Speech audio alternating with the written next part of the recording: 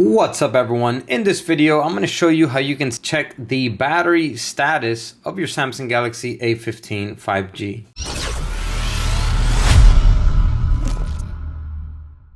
So here on the Samsung, you can go to settings, go to battery, and it will give you a ton of information about your battery here towards the bottom. Battery information. It tells you the current status of the battery, okay? But it doesn't tell you if the battery is in good condition or not. How you do this is by going into the Samsung folder, going into members. You will need to log into your Samsung account. If you're trying to check the battery status of another person's phone that you're buying, make sure that they're logged into their Samsung account so that you can log in here into Samsung members, go to diagnostics. Here you're gonna select phone diagnostics. And then towards the bottom, you're gonna see battery status, okay? Mine has a check mark because I just recently checked it, but either way, you will select battery status and it will give you the battery status. As you can see, this one says normal, it says life, good, and the capacity. Okay, I'm gonna go ahead and select test again so we can run the test. And as you can see, here is the battery status.